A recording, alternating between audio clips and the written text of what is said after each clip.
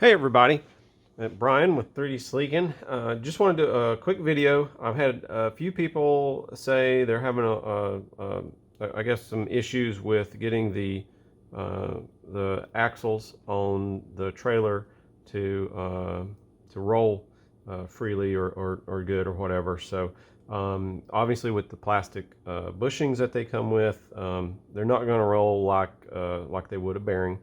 Although you can put bearings in them. So, but I've played around with them, trying to figure out the best way to do it. And this is what I do on the trailers that I build. None of them necessarily spin, like a race wheel or whatever. But you just want it to roll freely enough to where there's not a whole lot of tension. So this is one that I've done over here, and they actually roll pretty smooth. So main thing I do use a bearing tool for seating them.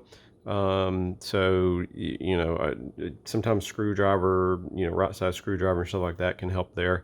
The other thing is quick check to do is to make sure everything is cleaned out inside here. One side will be naturally a little cleaner than the other just from the way it's made, but just make sure all the little fibers and stuff as best as possible are cleaned out.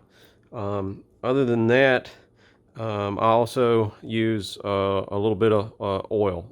I found that helps it go a little bit smoother. So I just start by getting the bearing started, or I'm sorry, the bushing, not bearing. And just try to get it in there, make sure it's as flush as possible, because if it gets real bad off sideways or whatever, then that'll definitely impact performance. So I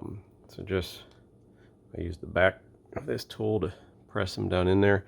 You can also, just to make sure they're seated just right, use a set of pliers just to sort of get them in there.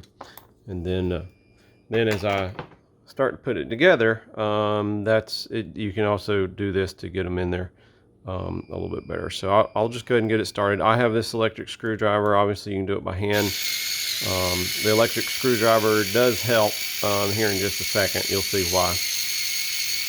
I wouldn't use a real high powered, but once I thread this thing through there, so it does sort of thread through from being a little tight, I'll just keep on going, and that'll just help sort of wear out the inside of the bushings and get them sort of smoothed out inside.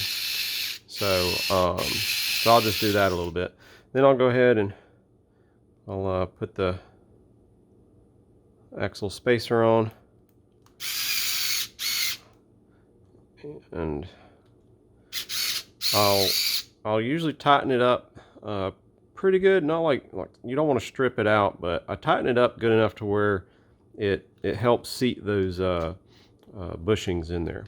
And then I'll back it off just a little bit to where this thing starts to turn. And then I'll go ahead and run it both directions.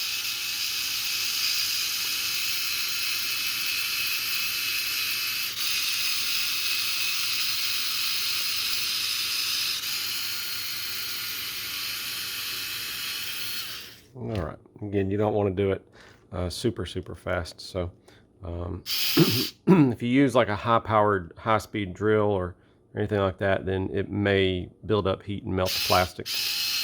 Now I'm just going to take it back off. I'll take the screw out. So from here, that's where my oil will come in. I'll put just a little inside the bushing. Doesn't really hurt to get a little on the outside, because it'll help it spin if it touches there any. So just make sure that's in there. And then put it back in.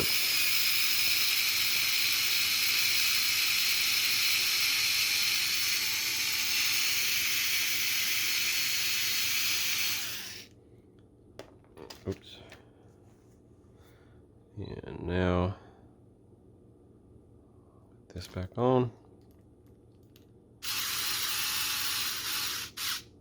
Again, I do the same thing. I tighten it up, then loosen it enough to where it spins. Run it a little bit, and there we go. So it